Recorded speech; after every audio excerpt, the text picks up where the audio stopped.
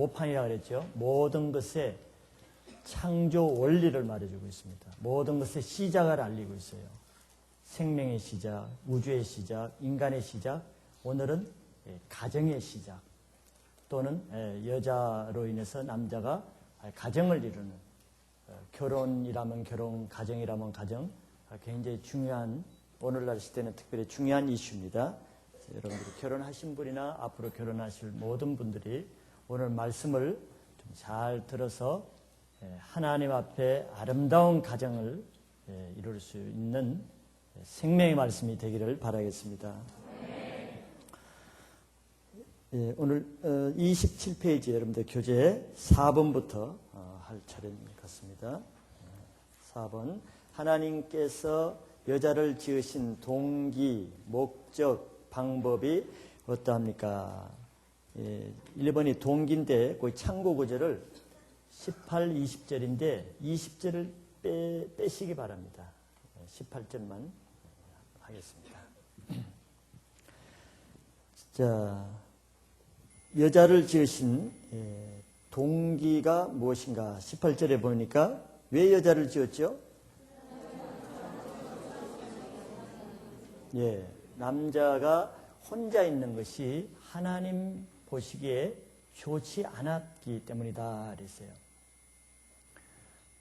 지난주에 계속 이어서 같은 내용이지만 사람이 혼자 살면서 혼자 하나님을 섬기는 것이 그 하나님 보시기에 좋지 않았기 때문에 같이 하나님을 섬길 동역자를 주시고자 해서 그 동기가 여자를 만드시게 되신 것이죠. 다시 말씀드리지만 남과 함께하지 못하는 사람, 다른 사람과 동역을 못하는 사람, 다른 사람을 좋아하지 못하는 사람은 하나님의 창조 원리를 볼 때 하나님 앞에 바른 상태가 아닌 것입니다. 그거는 하나님의 창조 원리에서 벗어난 상태에 있다고 말할 수 있어요. 우리는 지금 창조 원리를 말합니다. 상황 신학을 말하지 않아요. 지금 상태를 말하지 않습니다. 원래 하나님의 근본적인 창조 원리를 말해요. 그래서 결혼을 하고 나서도 마찬가지입니다. 결혼을 하고 나서도 결혼을 왜 합니까? 하나님의 뜻이 혼자 사는 것보다 같이 사는 걸 원해서 여자를 만들어서 결혼을 시키는 거 아닙니까? 그래서 결혼을 해서도 혼자 사는 것처럼 개인 행동을 하는 부부가 있다 그러면은 그는 창조 원리에서 벗어납니다. 여러분, 창조 원리에서 벗어난다는 개념이 들어오죠? 그러면 절대 행복할 수가 없습니다. 그것은 반드시 나쁜 열매가 나와요. 창조 원리라는 것이 굉장히 중요합니다. 그래서 결혼한 후에도 예를 들면은 남자나 여자나 남편이나 아내가 무엇이든지 혼자 하는데 혼자 하거나 혼자 결정하고 독자적인 행동을 하고 상대와 상관없이 그렇게 하는 것은 가정의 창조 원리가 아닌 것입니다. 그렇게 하면 가정이 행복할 수가 없겠죠. 또 하나님은 다른 어떤 피조물도 아담의 배필이나 동역자가 될 수 없었습니다. 아무리 지혜로운 침팬지나 우리가 사랑하는 침팬지하고 살고 싶은 사람 없죠. 아무리 예쁜 애완용 강아지라도 그럴 수 없습니다. 왜냐하면은 같은 인격과 같은 영을 가져야만 배필이 될 수가 있어요. 지난 시간에 저희들이 이런 말씀을 드린 것 같습니다. 우리 인간도 흙으로 만들었고 동물도 흙으로 만들었기 때문에 인간에게 영적인 부분이 빠지면 동물과 같다는 것이에요. 그래서 우리가 결혼이 인간에게서 사람과 결혼을 하더라도 우리가 영적인, 인격적인 결혼을 하지 않게 되면은 좀 나쁘게 말하면은 동물적인 결혼이 됩니다. 창세기 6장에 잘 나오는 제가 말씀하는 거는. 그래서 그거는 육체 덩어리가 되는 거예요. 그렇게 되면 하나님의 성령이 함께 하지 않는다고 분명히 얘기하죠. 그래서 우리가 결혼하기 전에 우리 싱글들은 이 창세기 공부를 결혼 예배학교라고 생각하고 따로 뭐 결혼 예배학교 해주세요 할 필요 없어. 오늘 잘 들으면은 모든 것이 다 포함되는 거예요. 결혼은 우리가 육체 덩어리로 하는 것이 아닙니다. 그건 동물적인 것입니다. 결혼은 나의 인격과 같고 나의 영과 같은 사람과 결혼하는 거예요. 목적이 그래야 하나님을 섬길 수 있기 때문에. 육체적인 결합은 하나님을 위한 결혼이 아니고 자신들을 위한 결합이기 때문에 거기에는 하나님이 함께하지 않습니다. 그런 결혼은. 이것이 결혼의 어떻게 보면 가장 중요한 조건 중에 하나라 할 수도 있습니다. 자, 그 다음에 두 번째는 목적이 무엇인가?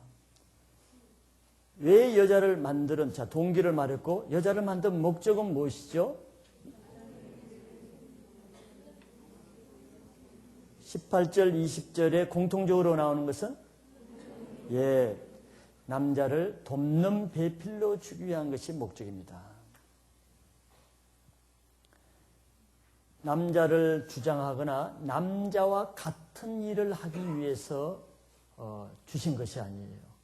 남자와 같은 일을 하기 위해서라 그러면 그냥 아담 2로 해서 남자를 만들지 왜 여자를 만들겠어요? 남자와 다른 역할, 다른 직분이 필요했기 때문에 아담에게 남자와 다른 여자를 만든 거예요. 그것은 남자의 일을 잘 돕는 역할을 하기 위해서. 근데 남자인 아담이 하는 일은 하나님을 잘 섬기는 일입니다. 그래서 남자가 하나님의 사명을 잘 감당할 수 있도록 돕는 배필로 주시기 위해서 창조하신 거죠. 그것은 뭐 남자 혼자서는 할 수 없고 남자의 연약함을 보충하고 남자가 여자와 같이 해야만 하는 부분을 하기 위해서 전혀 다른 특성을 가진 여성을 창조하신 것입니다.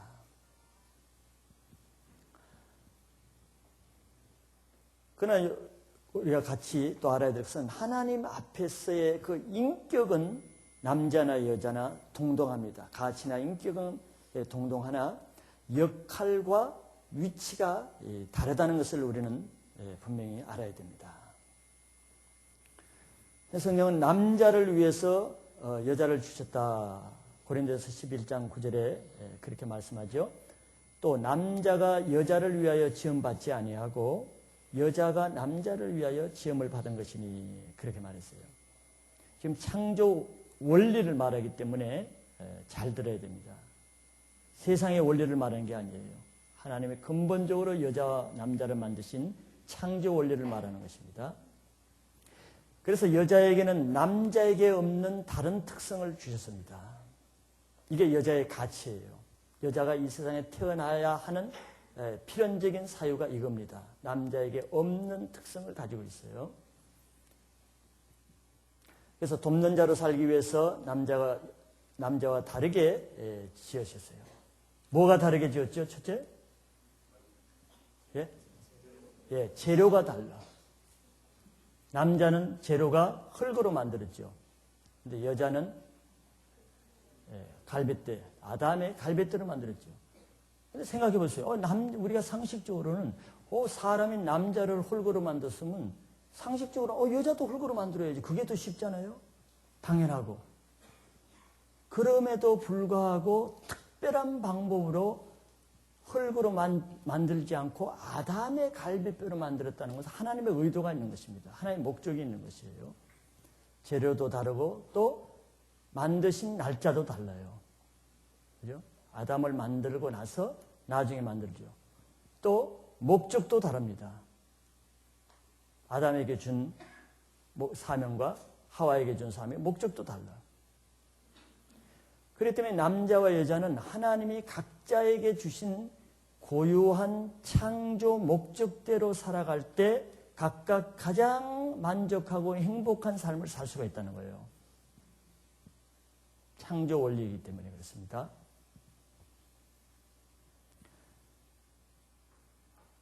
그래서 남자가 살아갈 때는 항상 혼자 독자적으로 혼자 사는 것이 아니고, 더 구체적으로 하면 부부가 결혼해서 살 때는 여자와 남편이 아내와 반드시 동역해서 같이 살아야 될 이유가 여기 있습니다.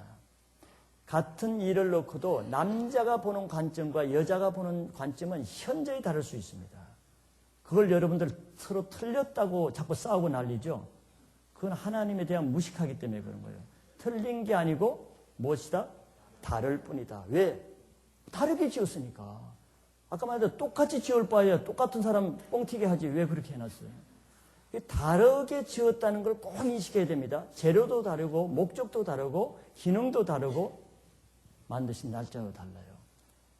다르게 지었다는 걸 알 때 서로 정죄하지 않게, 틀렸다고 말하지 않게 되는 거예요. 틀린 게 아니에요.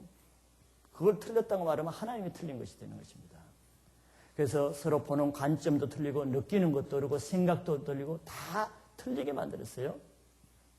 또 남자가 할 수 있는 것과 여자가 잘할 수 있는 것이 서로 다르기 때문에, 이것은 서로 틀리기 때문에 어떤 효과와 열매를 배로 더 나타낼 수 있는 좋은 조건이지 나쁜 조건이 아니라는 거예요. 똑같은 사람이 둘이 있으면 맨날 그거지만 다른 사람이 하면은 아이디어나 생각이나 모든 것이 배로 되는 것이란 말이죠. 그래서 상호 보완적으로 서로 돕기 위해서 다르게 지었다는 거예요. 이게 하나님의 목적입니다. 하나님의 목적이 중요하죠, 여러분들 목적보다. 하나님의 목적에 따라 살 때 우리가 가장 원만한 정상적인 삶을 살 수 있어요. 세 번째, 그러면 하나님이 어떤 방법으로 만들었는가? 21, 22절에 보면은 어떻게 만들었다고?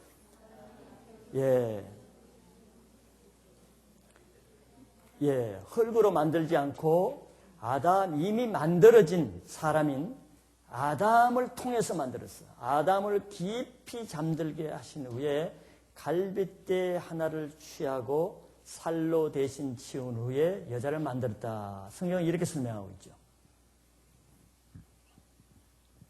이것을 좀 더 설명을 하면은, 여자는 남자와 별개로 독립적으로 흙으로 따로 만들지 않았다는 것이죠. 여자는 아담의 것으로 만들었어요. 아담 것이죠, 일단. 그 갈빗대가. 아담의 것으로 만들었다는 것은 아담에게 속한 것으로 만들었다, 이 말이에요. 그래서 그것은 아담과 한 몸인 한 존재라는 의미가 되는 것입니다. 남자와 여자는 그렇기 때문에 뗄래야 뗄 수 없는 특별한 관계예요. 왜? 아담의 내 몸이고, 아담이 그렇게 말하죠? 내 분신이란 말이죠. 그리고 여자는 아주 특별한 창조 방법으로 만들어진 것이죠. 여자의 유래가 남자로부터 유래되었기 때문에 여자는 남자를 통해서 그 인생의 의미를 더욱 찾게 되는 것입니다. 이게 중요한 의미입니다. 여러분들 세상 가치관으로 듣지 마세요. 창조 원리입니다. 이거는 여러분들이 오해하지 말아야 될 것은, 이거는 인간적인 우열의 서열의 관계가 아니라는 것을, 제일 많이 인간적인 개념이 많이 들어오는 것은 이거를 상하 서열의 관계로 하기 때문에 굉장히 어려운 것이에요. 이건 인간적인 기준은 서열. 누가 높으냐? 제자들이 맨날 싸우는 것이 누가 높으냐거든. 하나님은 그런 관계가 아니고, 서열이 아니고 질서 차원에서 이것을 다루고 있습니다. 질서와 서열은 다르죠.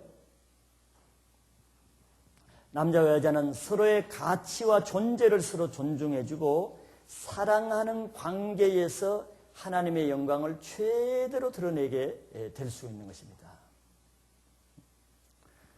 여러분들이 이 질서라는 거 조금 더 이 설명이 필요하죠. 우리 특별히 자매님 같은 경우는 이걸 잘 이해를 할 필요가 있습니다. 우리 형제들은 물론이고, 삼위 예수님, 하나님이 제일 표준이죠. 하나님이 그 모델을 보여주시는 것은 삼위일체 하나님이 있죠. 삼위일체는 아시죠? 성부 하나님, 성자 예수님, 성령 하나님의 삼위일체다 말이죠. 하나님과 예수님과 성령님,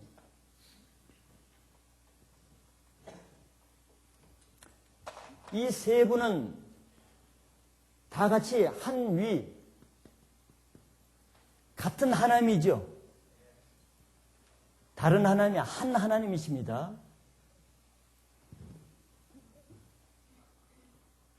아니, 이게 삼위일체. 한 몸인데 위가 틀리다 말이죠. 위치가.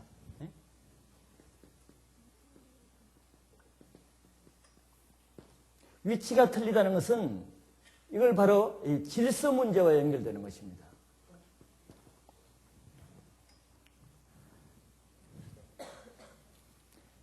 하나님이나 예수님이나 성령님은 창조 전부터 같이 계셨고 항상 동등하게 같은 지혜를 가지고 있었어요. 동등한 지혜. 빌립보서 2장에 나오죠. 하나님과 동등했다 그랬어요. 동등한 지혜지만 우리가 성경 복음서나 성경에 나오는 거 보면은 항상 예수님이 많이 나오는데 예수님이 나올 때는 하나님을 아버지라고 많이 부르죠. 그리고 높여드리죠, 아버지가. 여기는 아들로서 아들을 영원하게 아들 입장을 분명히 취하죠. 같은 분이지만 아들이 아버지 입장을 안 취한다고. 아들 입장을 취하고. 또 성령에 대해서는 성령은 내가 주는 것이다. 내가 주는 다른 보혜다. 또 성령을 말할 때는 예수님께 속해 있는 것으로 말한다고. 내가 하나님께 받아서 주는 것이다. 이런 걸 볼 때 이것은 어떤 계급적인 그걸 말하는 것이 아니고 질서의 개념으로 말씀하시는 거다 말이에요. 질서의 개념. 이거 이해하기가 참 쉽지가 않죠. 어떻게 동동인데 또 뭐 이렇게 되느냐. 이거는 우리 인간의 가치관 때문에 이해가 어려운 거예요. 이 아들로 있다고 해서 예수님이 조금도 아버지에 대해서 왜 아버지는 아버지하고 나는 아들해. 나도 좀 아버지 하면 안 돼? 이런 개념이 없는 거예요. 우리 인간으로 말하면. 동등한 하나님이기 때문에 아들의 직분을 예수님은 행하시는 거란 말이지. 성부 하나님은 아버지의 직분을 행하는 거예요. 우리는 유교적인 사상이 강하잖아요. 유교적인 사상이 강하니까 아버지는 항상 높고 아들은 낮다. 이런 개념이기 때문에 이해가 잘 안 되는데 삼위일체는 그런 지위 고하의 문제가 아니에요. 똑같이 하나님인데 직분이 틀려. 아버지는 예를 들어서 뭐 계획을 하고 아들은 실행을 하고 또 성령은 그것을 적응을 하고 이게 직분이 틀린 거 하는 직분이. 남자와 여자는 동등한 이 존재 가치와 인격과 인권을 가지고 있지만 직분은 엄밀히 틀리는 거예요. 아버지 직분을 하고 아들 직분을 하고 성령 직분을 하는 것이 직분을 다르게 한다고 우열이 있는가? 그런 개념이 우리는 있죠. 식당에서 봉사하면 좀 낮고 화장실에 봉사하면 조금 낮고 유리창 닦으면 조금 낮고 선풍기 닦으면 아주 올라가고 천장 지붕 닦으면 그냥 제일 높고. 우리는 이렇게 생각하거든요. 직분이 조금 높으면은 내 존재 가치가 높은 줄 알아. 왜? 이거 세상이 그러니까. 사장은 사원보다도 더 높고 회장은 더 높고 교장 선생님은 교사보다 더 높고 이런 개념이 있다고. 이 세상의 개념을 무시할 수는 없죠. 그러나 영적인 개념은 그게 아니에요. 하나님 뭐라 합니까? 천국에서는 어린아이 같은 자들이 제일 높다. 어린아이 같이 받드는 자가 제일 높다 그랬거든. 섬기는 자가 제일 높다 그랬거든. 누구든지 어뜸이 되고자 한 자는 종이 되어라 그랬거든. 이 개념이 뭡니까? 이거 완전히 세상의 개념을 뒤집어 놓죠. 예수님은 가장 높은데 나는 서서 숨기는 자가 높으냐 앉아서 먹는 자가 높으냐 너희들은 앉아서 먹는 자가 높다 그러는데 나는 서서 숨기는 자로 있다. 무슨 얘기야 도대체? 예수님이 제일 낫다는 거예요? 아니죠. 사람들보다 낮은 일을 한다 뿐이지 직분, 일을 하는 거지 그 일을 한다고 예수님의 신분이 낮아지는 게 아니에요. 그대로 하나님의 아들의 신분이 있어. 교회 생활하면 이런 개념이 굉장히, 전환이 굉장히 필요합니다. 참고로 말씀드렸지만 바로 질서, 아내와 남편의 개념은 질서 개념으로 봐야지 우열의 개념으로 보면은 여러분들 하나님이 주신 창조 질서를 오해하게 되고 거기서 충돌이 일어나게 됩니다.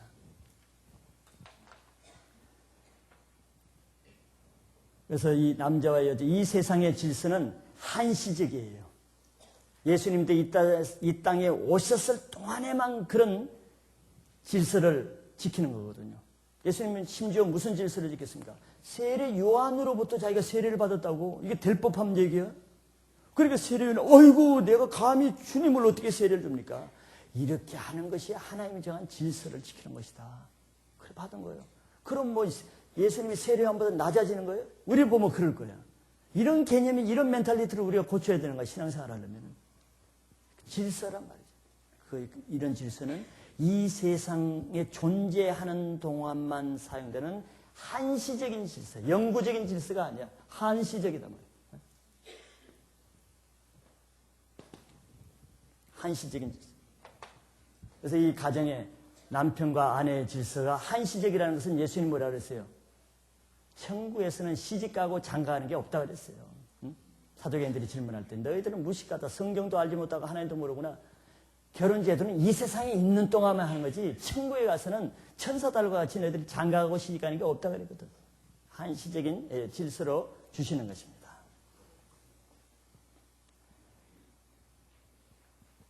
자, 계속해서 연결되는 것이니까 5번 또 넘어갑시다. 아담이 하나님께서 만드신 여자를 어떻게 받아들였으며 그녀에게 무슨 이름을 지어주신가, 또 그 의미가 무엇인가 하는 거죠. 자, 아담의 인식이 여자를 만들어서 아담 앞에 데리고 오실 때 아담이 그 여자를 보고 어떻게 인식했죠?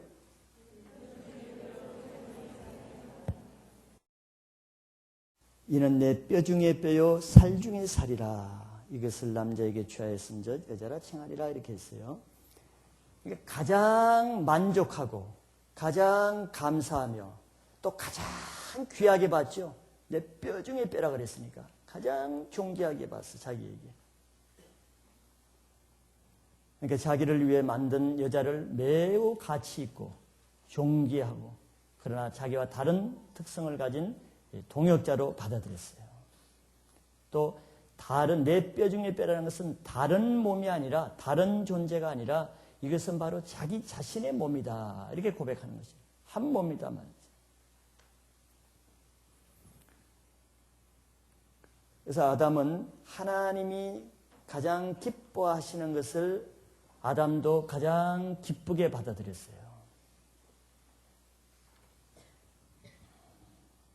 그렇지 않으면 아담이 하나님 왜 저 여자를 저렇게 만들었죠? 그렇게 볼 수가 있죠. 우리 타락된 죄인들은 지금도 그렇게 볼 수가 있습니다. 하나님이 정한 배필을 결혼하기 전에도 그렇고 결혼해서도 우리가 그런 눈으로 보는 것은 하나님의 그 눈에서 벗어나는 것입니다.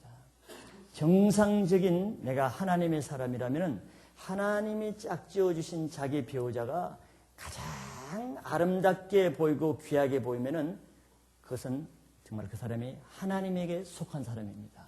그게 정상적이에요.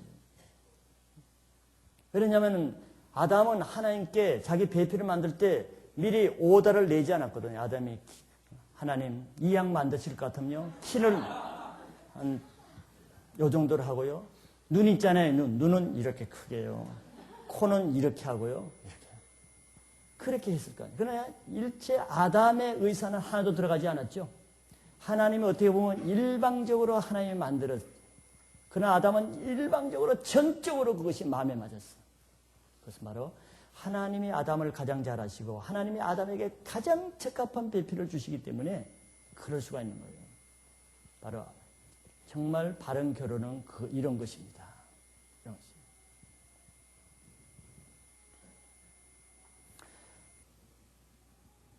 그래서 같은 몸이기 때문에 우리가 결혼하기 전에도 기도해야 될 것은 하나님이 나에게 주시는 배우자를 만날 수 있도록, 만나게 해줄 수 있도록 그 기도가 굉장히 필요해요. 그러나 그보다 더 먼저 되어야 될 것은 내가 영적으로 준비되어야 된단 말이죠. 즉 하나님의 배필을 알아볼 수 있도록, 또 그것을 주실 때 받을 수 있도록. 왜냐하면 아무리 하나님이 바로 옆에, 바로 자기 셀 옆에, 바로 자기 부서 옆에, 바로 지금 자기 옆에 앉혀놨는데도 내가 계시와 지혜의 영이 없으면은 못 보는 거야. 못 보면서 자꾸 눈을 조지가 없는 데 둘러보는 거야. 한심한 사람들. 그러니까 아무리 하나님의 정하신 사람을 보내줘도 내가 믿음의 정도가 안 따라가면요, 그것을 못 알아보고 또 못 받아들입니다. 그래서 내가 준비되는 것이 오늘 주일 말씀드렸죠. 내가 영적인 눈만큼 내가 보게 되고, 결혼도 사실 그 이상을 할 수가 없는 거예요. 뭐 좋은 사람이 없을 것 같아요? 아니요. 하나님은 항상 정확한 사람을 준비하시지만 내가 그것을 보지는 못하는, 받아들일 영적인 능력이 없는 거예요.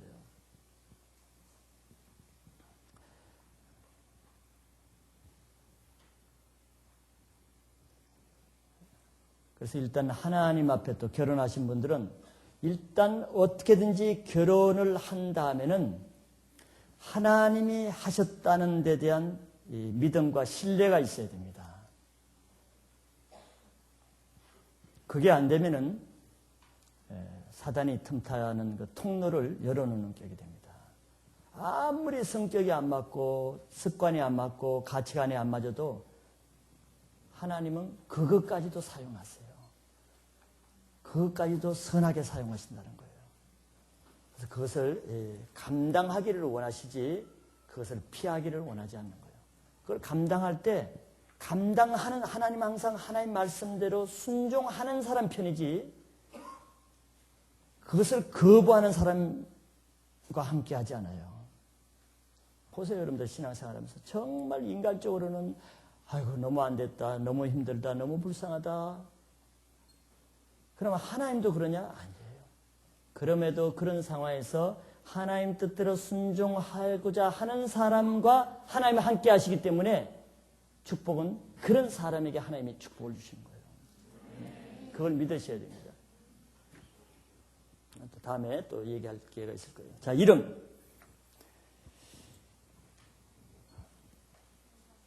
그녀에게 무슨 이름을 지어주며, 자, 아담이 여자를 보고 이름을 지어주죠.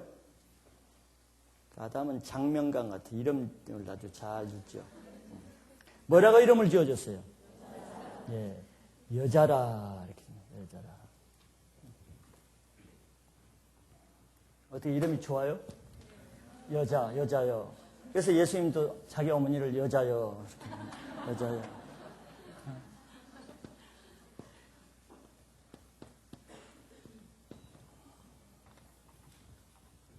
요거는 내가 조금 써야 될 이유가 있어서 히브리어를 조금 쓰는 거예요. 몰라도 돼. 알라고 해서 쓰지 마. 이게 여자라는 말입니다. 우리말로 뭐 굳이 하면 이샤 이렇게 부를 수 있죠. 이샤, 이사, 이샤. 이 아담이 붙여진 이름이 이 여자라는 뜻이 여자 이름이란 말이죠. 그러면 이 이름의 의미가 뭐 의미도 문제 나왔어요? 의미 나오네. 예. 의미가 뭐냐 하면은 이것에 그러니까 어건이라 그러죠. 어건이 뭐냐면은 있습니다. 이렇게 있어 어건이 있사에 어건이고 요게 사가 여성령 전미어예요. 여성령. 이쉬 뭐 이렇게 부를 수 있겠어요. 이쉬. 자, 이것은 무슨 말이겠어요? 다른 이름을 주지 않고 아담이 자기 아내를 이름 줄 때 이스가 남자라는 뜻도 되고 아담의 대명사가 되는데 남자 이 사람이랄 때 남자에서 성만 다르다는 이런 뜻이에요. 성만 다른 존재다. 같은 사람인데 이 사람은 남성이고 이 사람은 여성인 것만 다르다 이런 뜻이에요. 그래서 남자에게 취했기 때문에 같은 사람인데 성만 다르다. 이게 의미가 있는 거예요. 전혀 딴 이름을 붙일 수도 있잖아요. 그렇게 하지 않죠? 성경에서 이 남자라는 말은 성경에서 보면은 남자, 뭐 또 아들 이런 말이 많이 나오죠. 남자 또 뭐 아들 또는 뭐 신부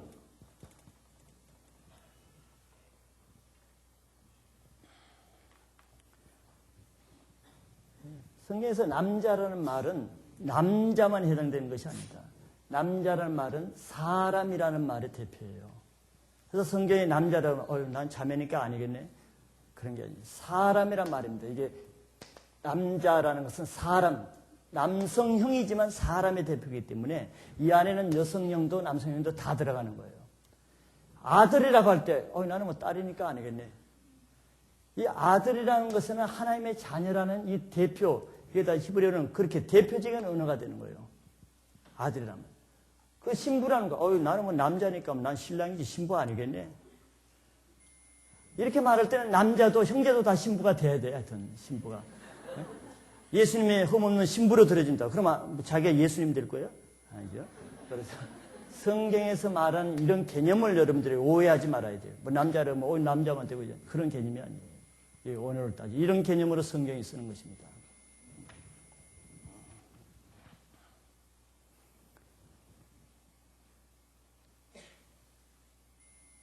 자, 그 의미를 좀 생각해 봅시다. 의미를 한번 보세요.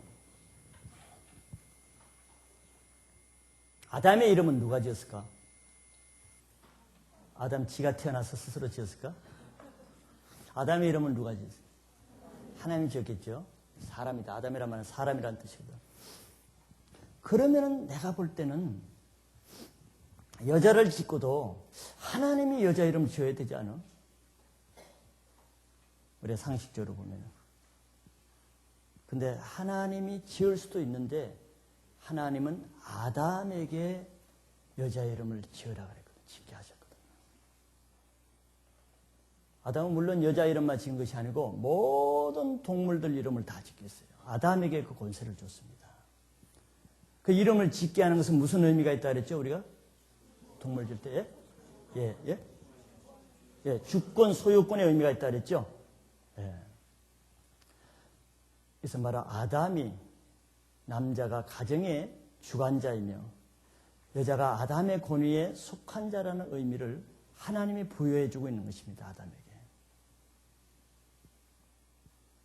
갈빗대로 만들었다는 것이 남자에게 취하였다는 것은 남자의 소유라는 의미가 있죠.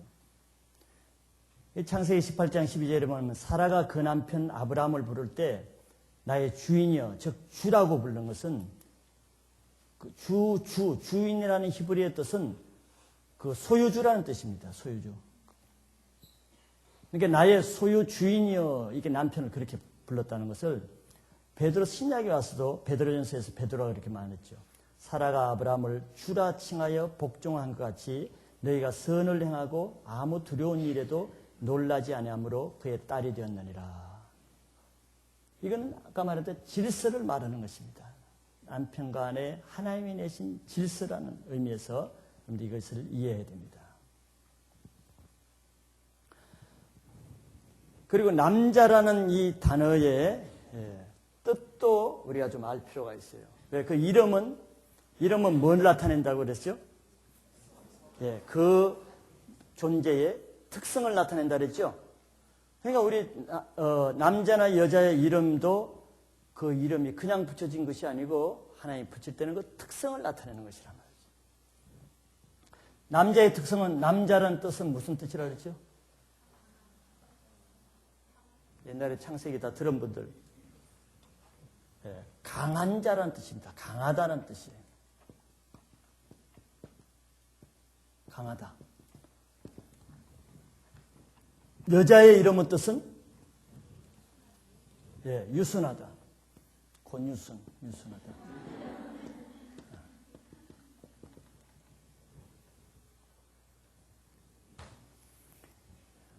이거는 괜히 지은 것이 아니고 의미가 있는 것입니다. 그 특성을 반영해 주는 것이에요. 이건 창조 원리죠. 그래서 남자나 여자가 창조 원리대로 사는 방법 중에 하나가 이 특성대로 사는 것입니다. 이 특성을 가장 잘 나타낼 때 남자와 여자가 가장 하나 앞에 온전한 삶을 살 수가 있어요.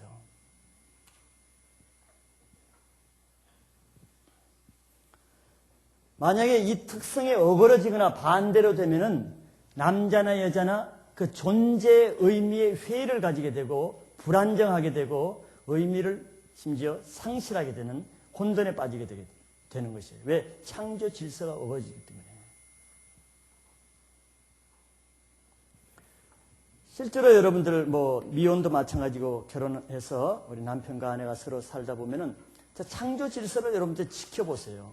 그런 가장 원만한 가정이 됩니다. 남자는 강한 자예요. 강하려는 특성이 있습니다. 왜? 그건 하나님 지으신 거예요. 남자가 일부러 그런 게 아니에요. 하나님이 남자에게 그런 특성, 캐릭터를 그렇게 준 것입니다. 여자는 서로 유순한 캐릭터를 줬어요. 일부러 여자가 그런 것이 아닙니다. 지가 하는 것이 아니고 하나의 본성을 그렇게 주어 넣어줬습니다. 그것이 정상적인 여자고 그것이 정상적인 남자예요. 그래서 남자가 가정에서 자기 아내와 살 때 여자가 남자처럼 강한 자기 아내를 원하는 남편 손 들어봐. 하나도 없습니다. 그게 정상적이에요. 남자는 여자가 자기보다 약하고 유순할 때 남자는 그 아내에게 사랑이 가게 돼 있어요. 왜 잠잠해? 그렇게 못한 거지 강하려고. 남자는 여자가 자기보다 약하게 보일 때 도와주고 싶고 위로하고 싶고 사랑하고 싶고 보호해주고 싶은 것은 남자가 일부러 그런 것이 아니야. 남자는 그렇게 지은 거예요. 여자와 관계를. 남자가 제일 싫어하는 것은 여자가 남자처럼 되는 거, 강한 것을 싫어해요.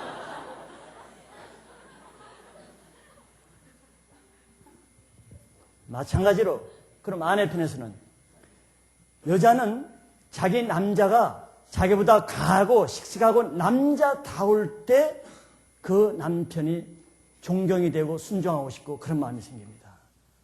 그런데 남편에 대해 가지고 맨날 쥐가 나오면 숨고 막 엄마야 하고 돌아오고 이거는 정말 순종하기가 힘들어. 쥐새끼 보고 놀라는 저 남편은 어떻게 내가 순종해. 참 사랑하기가 쉽지가 않은 거예요.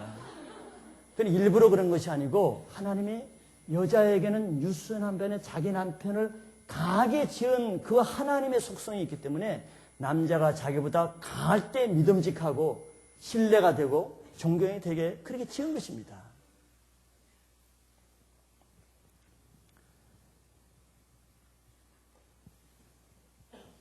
그래서 이런 여러분들의 창조 원리가 죄로 인해서 많이 파괴돼서 뒤죽박죽이 되어서 그렇지 그러더라도 창조 원리는 변하지 않아요.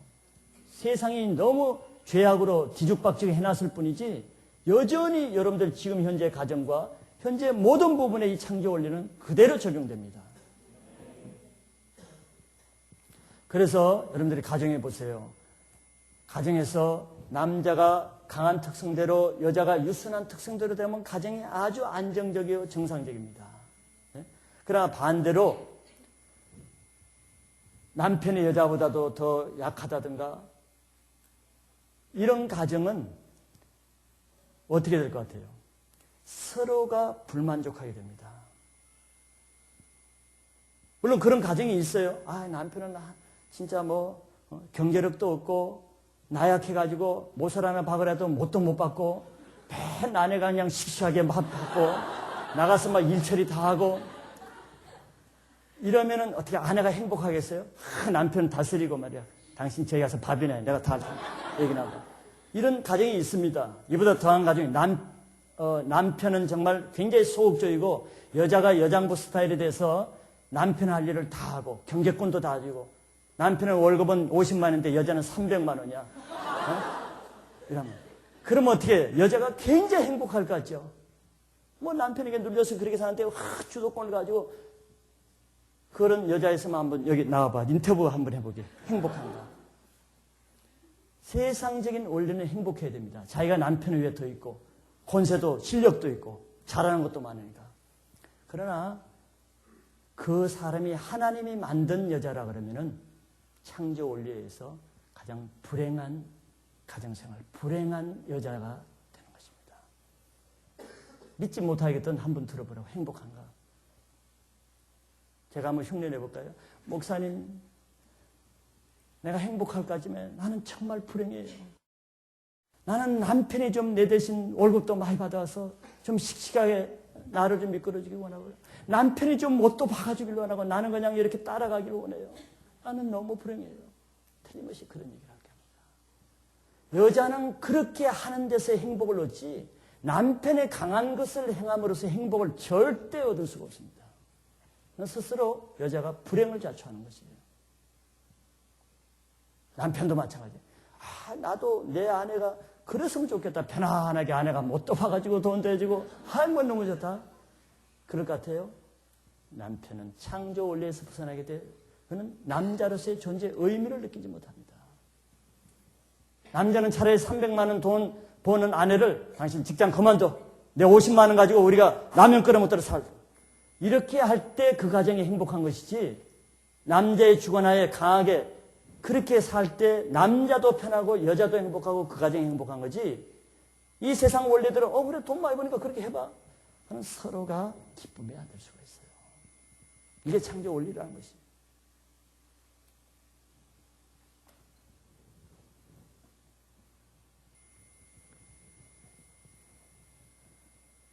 왜 요즘 이혼율이 갑자기 올라가는 줄 압니까? 근데 세상 원리를 말하는 것이 아닙니다. 이 창조 원리를 벗어나서 우리 여자들이 자매들도 경제권을 가지게 되죠. 또 지위가 사회 활동을 하게 되죠. 뭐 좋은 것인데 그게 나쁘다고 하는 것이 아니에요. 그러나 가정의 그럼에도 불구하고 가정을 창조 원리대로 하지 않고 세상 원리대로 하면은 가정은 깨지는 것이에요. 몇 년 사이에 왜 이혼율이 세계 2위입니다. 우리 한국의 이혼율이.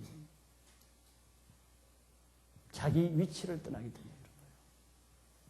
창조 질서를 벗어나기 때문에.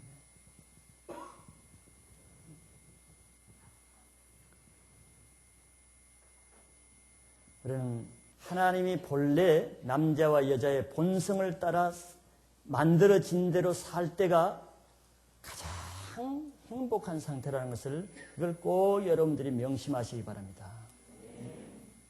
이 타락한 세상이 우리의 가치관과 풍습과 문화가 이 질서를 깨트려서 합법적으로 사단이 그걸 이용해서 가정을 깨트리고 자녀들을 방황하게 만들고 부부가 상처로 평생 살아가게 하고 누가 하는 짓인데 사단이 하는 짓입니다.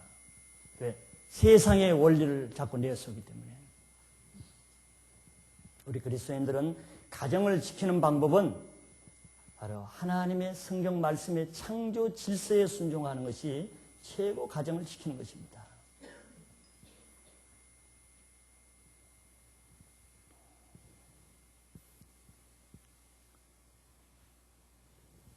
(6번) 하나님께서 내신 결혼 또는 가정의 원리가 무엇입니까? 거기는 23절을 빼고 25절을 하나 추가하세요. 그래서 24절, 25절입니다. 23절을 빼고 25절을 참고 구절을 추가하시기 바랍니다. 자, 24절부터 가정의 원리를 보면, 자, 가정의 원리 또는 우리 싱글들은 결혼의 원리가 여기 포함됩니다. 첫째는 아담은 누구와 결혼했어요?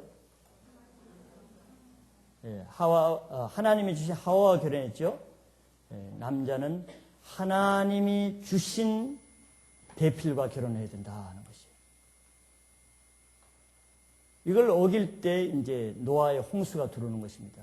남자가 하나님이 주시는 배필과 결혼하지 않고 누구와 결혼했어 그때는?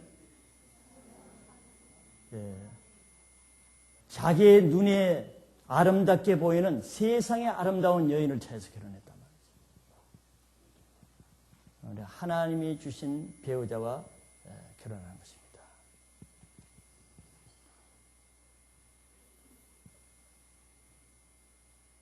그러니까 이거는 뭐 신앙관과 직결되는 얘기죠. 하나님이 주신 배우자를 알아야 되죠. 바로 영적으로 준비되어 있어야 하나님이 주신 배우자를 알아보고 분별해서 결혼할 수 있는 거죠. 두 번째 결혼의 원리는 아담은 하와와 결혼했죠. 그러니까 남자와 여자 간에만 결혼을 해야 됩니다. 하나님이 결혼의 배우자로 또 다른 남자를 만들지 않았어요. 남자와 여자만 결혼해야 되는 것이에요. 우리나라도 이제 뭐 얼마 전에 이런 문제가 발생할 것입니다. 동성연애는 하나님의 창조 질서를 거스르는 것입니다. 소돔이 왜 망한 줄 압니까? 바로 이런 동성연애 때문에 소돔의 죄악이 유황불로 심판받게 된 거예요. 결혼 제도를 파괴하는 것입니다. 하나님은 남자와 여자 간에만 결혼을 인정했지 남자와 남자, 여자와 여자 하나님의 창조 질서 파괴하는 것입니다. 인간의 타락에는 이런 항상 성적인 타락이 항상 앞장서서 주도하게 되어 있어요. 지금 이 동성연애 개인 문제는 전 세계적으로 이제는 일정한 심각한 수준을 넘어섰습니다. 제가 미국 가서 그 하버드대를 아주 우수한 성적으로 졸업한 하버드가 원래 신학부였다는 거 알죠? 일반 대학이 전에 신학교입니다. 초창기에. 그 역사적인 신학교가 좌경화돼서 이제는 뭐 완전히 좌경되는 신학이죠. 거기서 신학을 한 우리 자매를 만나서 잠깐 들었는데 하버드 기숙사 생활하는데 거기서 뛰쳐나와서 거기서 공부하는 동안 자기가 멘탈리티 프로그램 정신질환을 좀 얻어왔어요. 너무 충격을 받았어요. 그게 뭐냐면은 그 신학부에 다녔거든. 거기 자기 기숙사를 다 하는데 다 신학생들입니다. 그런데 99%의 그 신학생들이 전부 다 게이나 레즈비언 동성연애에 빠져요. 아니, 충격을 받아요. 일반 대학이라도 충격일 텐데 신학을 공부하는 학생들이. 그래서 이 자매 그때 충격을 받아서 그때 제가 만날 때도 한 2, 3년 전인데 굉장히 어려움을 겪고 있어요. 그 충격을 벗어나죠. 이게 지금 사단의 작전입니다. 이미 캐톨릭에는 캐톨릭 신부를 지금 동성연애자를 지금 서품을 인정하고 지금 미국은 그런 추세에 있습니다.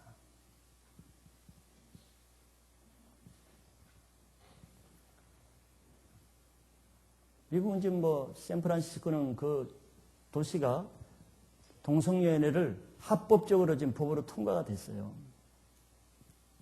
이럴 때 보통 문제가 아니거든. 저 여자와 여자 사이에 아이들을 입양을 한다. 부부로 인정이 돼야 입양을 할 수가 있거든. 그럼 그 아이의 장래가 어떻게 되겠어요? 남자와 남자가 서로 아버지 역할하고 엄마 역할하는 그 가정에 입양이 되면 어떻게 되겠냐고. 그게 지금 법으로 통과되고 지금 여러 주에서도 이 정치가들이 표를 얻기 위해서 지금 그것을 무너뜨리고 있어요. 2주 전에 뉴질랜드에서 온 그 선교사님 얘기는 뉴질랜드는 미국은 한 주지만요 목사님 뉴질랜드는 전국이 국회에서 통과가 됐습니다. 동성애자들이 합법적으로 부부가 인정됐습니다. 호주나 서구 유럽이나 하나님의 창조 질서를 정면으로 대적하는 것인데 어떤 일이 일어날지 모릅니다. 우리는 동성애를 때 하나님의 에이즈라는 질병으로 이미 경고를 했죠. 지금 아프리카는 에이즈 때문에 수천만 명이 죽어가고 있습니다. 우리는 분명히 시대가 바뀌더라도 세상 법이 바뀌더라도 하나님의 창조 질서는 남자와 여자만 결혼해야 되는 것이에요. 세 번째 가정의 원리는 한 남자와 한 여자만 결혼해야 된다는 것이죠. 하나님은 아담에게 하와 한 여자만 만들었지 두 여자를 만들지 않았어요. 지금도 아프리카의 선교사들의 문제는 이 폴리가미 문제입니다. 일부 다처제 문제. 이걸 예수 믿고 나서 이 문제를 처리하는 게 가장 어려운 문제 중에 하나예요. 일부 다처제. 물론 일처다부제도 들어있습니다. 드물지만서도. 이런 것은 창조 질서를 파괴하는 것입니다. 이 가정 파괴의 최초 가정 파괴범이 라멕입니다. 라멕이 바로 일부 이처제를 두 아내를 둠으로써 이 가정이 파괴되기 시작한 거예요. 라멕이 뭡니까? 가인의 칠대손, 가인의 후손이란 말이에요. 사단의 영맥에서 나온 후손들이란 말이죠. 우리는 십계명에서 내 이웃의 아내를 탐내지 말라고 했습니다. 자기 아내 외에, 자기 남편 외에 다른 유부남, 유부녀를 탐내는 것은 하나님에 대해서 정면으로 대항하는 죄인 것입니다. 그는 가정을 파괴하는 사단의 하수인 노릇을 한 거예요. 하나님이 내신 거룩한 곳은 가정인데 사단의 마지막 때에는 이 가정을 파괴하는 일에 아주 최선을 다하는 것 같아요. 전 세계적으로 이 성적인 문란과 가정 문제는 보통 심각한 것이 아닙니다. 지금 미국의 문제는 다 청소년들의 문제가 심각한데 청소년들의 50% 이상이 다 결손가정입니다. 부모 이혼한 가정에서 나온 아이들이 많은 마약과 이 알코올 이런 데 좀 문제를 앓고 있단 말이죠. 그래서 여러분들이 정말 싱글들은 결혼하기 전에 분명한 크리스찬 결혼관을 분명히 하고 결혼을 해야지, 그러지 않으면 이 밀려드는 세속적인 결혼관, 세속적인 이런 물결에 쉽게 넘어집니다. 내가 더 충격을 받은 것은 한국 조사에 의하면 이혼율이 세계 2위인데 더 충격적인 것은 한국은 크리스찬과 넌 크리스찬 이혼율이 똑같다는 거예요. 차이가 없어요. 교회가 어떻게 가르치기 때문에. 이혼이 합법적이면 다 이혼이 어쩔 수 없으면 허락하는 분위기니까 교인이든 교회 안이든 이혼율은 차이가 안 나. 이 창조 원리를 정말 바르게 하지 않으면 결혼을 미루더라도 분명한 결혼관을 가지 않으면 당사자들이 가장 큰 고통을 받고 상처를 받게 됩니다.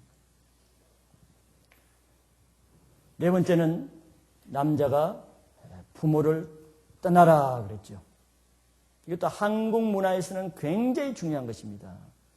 한국 문화는 유교 문화이기 때문에 이 반대로 가르쳐요. 그러니까 고부간의 갈등은 끊임없이 이어집니다. 성경 창조 원리를 어긋나니까 고부간의 문제, 신우이와 며느리 문제, 이건 창조 원리를 어그러뜨리면은 그 열매는 다 자기가 받는 거예요. 우리 옛날 유교는 부부간은 맨 나중 우선순위입니다. 심지어 나이 든 사람은 아들 보고 이혼하라 그래. 또 여자 얻으면 되지. 이거는 사단에게서 나온 것입니다. 그러나 성경은 부부간에가 가정의 최고 중심 단위는 남편과 아내입니다. 부모도 아니고 자식도 아니고 형제도 아니에요.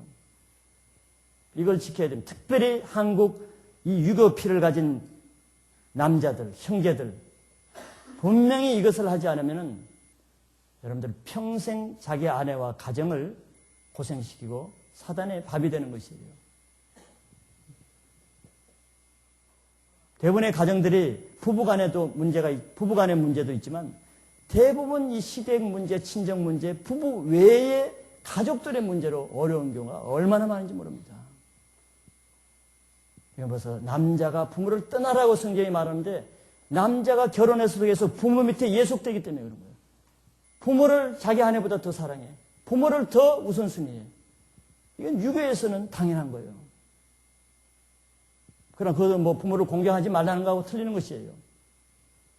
성경은 부모와 한 몸이 되리라 이렇게 말하지 않아요.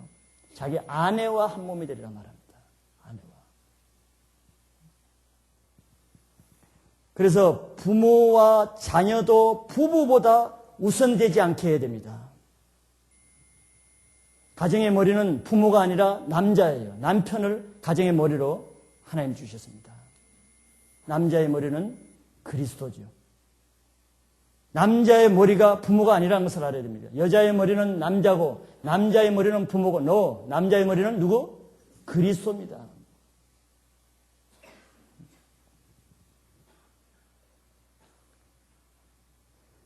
그래서 결혼시키는 우리 부모들도 알아야 될 것은 결혼한 가정에 자기 아들이든 딸이든 결혼하면 일단 그 가정의 책임을 자기 아들이나 딸에게 이양해야 됩니다. 즉 간섭하려고 하면 안 되는 거예요. 그는 그 자기 아들, 딸의 가정을 파괴하는 원인이 됩니다. 물론 도와주려고 하죠. 성경적으로 안 하는 것은 도와주는 게 아니에요. 그 아들 고생을 누가 해요? 대부분의 아들 고생을 시어머니가 시킵니다. 며느리를 그렇게 핍박하면 누가 고생해요? 그 남편이 자기 아들이 제일 고생하지. 아들과 며느리 사이를 이간시키는 일을 누가 해요? 주로 시어머니가 한다고. 사단이 하는 것입니다. 왜 그러세요? 아들을 인간적으로 사랑하거든, 그 부모가. 인간적인 것은 하나님의 일에 항상 역행하고 대적하는 것이에요.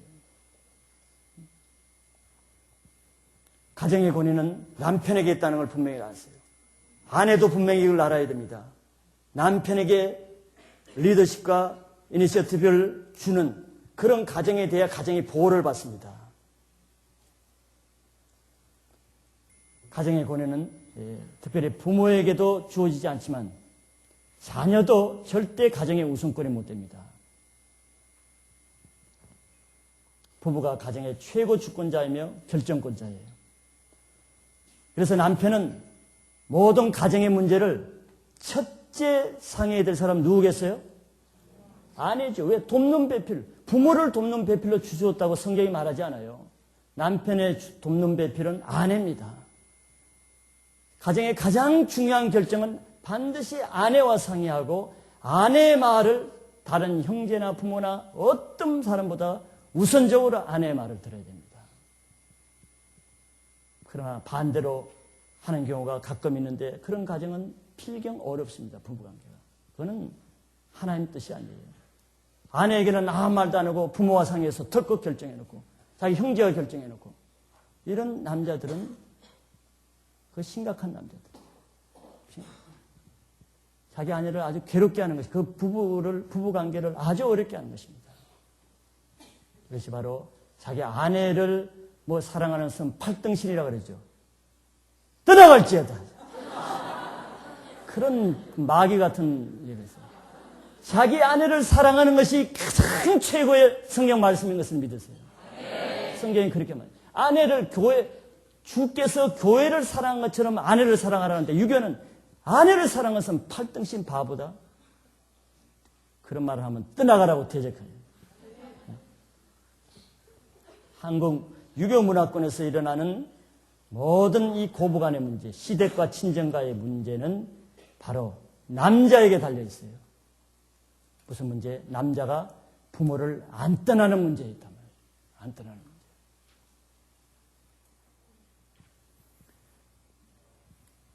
그래서 부모, 형제들이라도 부부 문제에 관여하면 안 됩니다. 도움을 요청하기 전에는 부모 문제는 부부끼리 해결하게 해야 돼요. 도움을 요청할 때는 옆에서 도와줄 수 있어요. 주도권은 부부가 해결해야 돼요.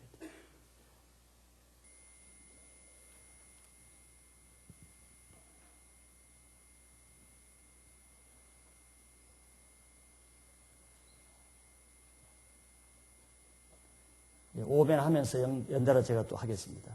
5번째는 남편은 부모를 떠나서 형제에게 연합하고 다는 게 아니라 아내와만 연합해야 돼요. 아내와만. 아내와 연합하라고 그랬죠. 아내와 남편은 하나가 돼야 돼요. 같은 몸에서 나온 내 뼈기 때문에 한 몸처럼 하나가 되는 상태를 유지해야 돼요. 떨어지면 안 돼요. 별거하고 이런 일. 요즘 한국에 기러기 부부라고 있는데, 뭐, 기러기 부부가 왜 기러기 부부인지는 잘 모르겠는데, 성경적으로 보면 이 기러기 부부는요, 하나님의 창조 질서를 어긋나는 이 시대의 악한 풍조 중에 하나입니다. 저는 미국에서 제가 잠깐 그 어덜트 스쿨이라고 거기를 다니는데, 몇 분을 만났지만 그 한 분은 한국에서 그 의사였습니다. 산부인과 의사로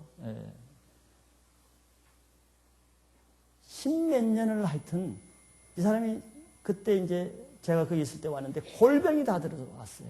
그 의사인데도. 십몇 년 동안 그 아들 둘을 그 UCI라고 괜찮은 대학에, 의과대학에 집어넣고 정말 호라비 아닌 호라비로 혼자 여기 살면서 월급의 거의 90%를 다 아내하고 자식들을 보내서 여기서는 막 아주 풍족하게 살고, 이 사람은 혼자 그 호라비 아닌 호라비로, 그 의사 같으면 한국에서는 괜찮은 집인데도 얼굴이 너무 초췌하고 보기에 정말 내가 안쓰럽더라고. 그래서 이제는 몸도 탈진하고 마음도 탈진해서 더 배길 수가 없어서 자기가 미국 올 수밖에 없다는 거예요. 그 얘기를 잠깐 들어봤는데, 이거는 아니다. 그리고 더 슬픈 것은 그 아들이 이제 그 UCI의 의과대학을 다니는데, 이 사람도 의사란 말이에요. 그래서 여기 와서 이제 직업을 갖기 위해서 의사 시험을, 이 사람 50이 넘었으니까 이제 뭐 의학이 한국에서 받아내는 게, 의사고시를 미국에서 하려면 다시 봐야 돼요. 비슷한 거. 아들도 같이 보는데. 근데 자기가 더 괴로운 것은 이 아들이 자기를 무시한다는 거야. 아빠는 뭐 실력도 없고 영어도 못하고. 근데 그 아들이 어떻게 해서 지가 실력이 있고 공부를 했는데, 이 아버지가 뼈 빠지게 헌신해서 그렇게 그걸 고마워하고 정말 미안해하고 아버지 고생시킨 것을 정말 미안해해야 될 것 같은데, 내 생각에는 비교 오면 당장 영어가 안 되면 좀 무시받는 건 사실인데, 남들은 무시할지라도 자기 아들만은 사실은 그렇게 안 해야 되는데 아버지를 무시하고, 그것이 너무 아프다는 거예요. 내가 누구 때문에 이렇게 됐는데.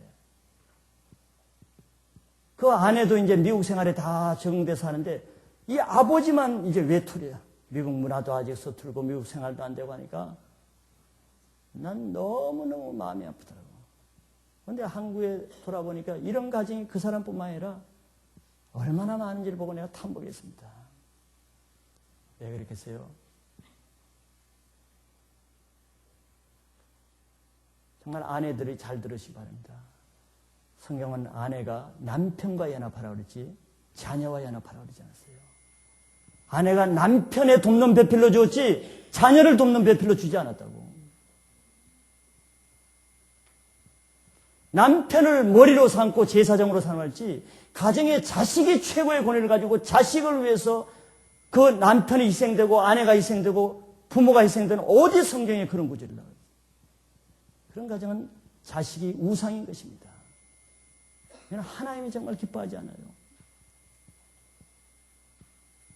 요즘 한국에 꼭 기러기 부부가 아니라도 모든 가정에, 다 그렇다는 건 아니지만 제가 들은 바로는 많은 아내들이 자식 위주로 한다는 거예요. 자녀 위주로. 요즘 자녀가 한둘이니까 남편은 무시하고 뭐 반찬을 하고 무슨 사도 자녀 위주로 한다는 거예요. 그거는 창조 질서에 어긋나는 것입니다. 남편의 권위를 꺾어내면 그 가정은 사단이 파괴하는 거예요. 사단이 남편의 그리스도의 머리로 삼는 남편의 권위 때문에 가정이 보호되는데, 남편의 권위를 무시하고 자녀를 다스림 받아야 될 자녀가 그 위치를 차지하면 그 가정은 사단에게 통로를 내주는 것입니다. 그 자녀가 달될 것 같아요? 내가 저주하는 것은 아닙니다. 나는 창조 질서를 어긋나는 한에 있어서는 그 장담할 수 없습니다. 세상적으로는 잘 될지 몰라도.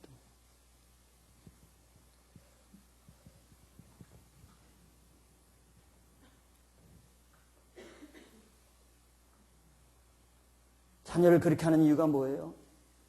자녀를 통해서 부모가 영광받기 위해서거든. 하나님의 영광을 위해서 합니까? 부모의 영광을 위해서 하는 거거든. 하나님이 기뻐하지 않아요. 우리 아내들은 정말 가정의 질서를 남편을 가장으로 세워지도록 하는 것이 굉장히 중요합니다. 왜? 돕는 배필이 할 일 중에 가장 중요한 배필이 역할이 그거기 때문에. 자녀 위주로 하면 안 됩니다. 그 자녀에게도 좋지가 않아요. 자녀를 위해서 남편과 아내를 희생해요? 하나님을 위해서 희생해야지 왜 자녀를 위해서 희생합니까? 자녀가 하나님을 대신하고 있는 거예요. 하나님께는 소홀히 하면서 자녀에게는 헌신하고, 하나님께는 시간 내는 것도 힘들어도 자녀를 위해서는 시간 내고, 자녀가 가정의 우상이 되는 거예요. 하나님의 창조 질서를 어긋난 가정, 아무리 세상적으로 잘한다고 지혜 있게 한다 해도 하나님은 책임지지 않습니다.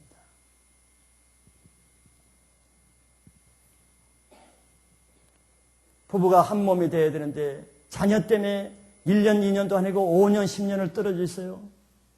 난 그 회개해야 될 제목이라고 합니다. 그걸 어떤 자랑스럽게 얘기해. 우리 아이들이 뭐 미국에서 공부 잘하고요. 그건 정말 하나님을 안다면 부끄럽게 얘기해야 되는 거예요. 회개할 제목이라고. 하나님의 창조 질서를 오버했다고 죄를 지으면서 그걸 어떻게 자랑스럽게 얘기할 수가 있습니까? 자기 남편을 그렇게 고생시킵니다. 고생하는 게 문제가 아니에요. 가장 가까워야 될 대상은 남편과 아내입니다. 남편과 아내 사이에 자식이 끼어들면 안 돼요. 부모가 끼어들어도 안 되고 또 형제가 끼어들어도 안 됩니다. 그 사이에는 아무도 끼어들지 말고 우선꾼이 되면 안 되는 거예요.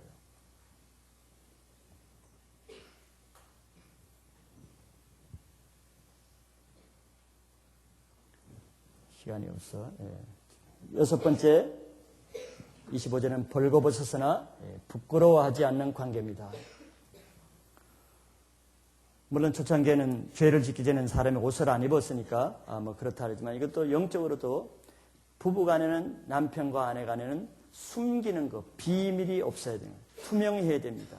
서로를 다 알고 약점도 알고 장점도 알고 부끄러움도 알고 서로 속에 있는 것을 감추지 않고 다 오픈해서 서로 나누는 관계가 돼야 돼요.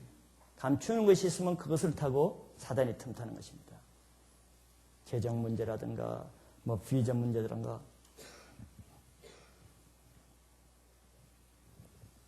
현대인들은 가끔 뭐 아내 따로 남편 따로 재정도 딸이 불리하고 그건 그렇게 성경적이 아닙니다. 한 몸이 아니죠. 자기 개성을 따라서. 그러기 위해서는 남편과 아내가 깊은 사랑과 신뢰가 바탕이 돼야 그렇게 나눠지겠죠. 처음부터는 안 되겠지만 서로의 어떤 약점도 감당해 줄 수 있는 그런 신뢰, 사랑, 어떤 죄도 다 용서해 줄 수 있는 그런 사랑이 있어야 모든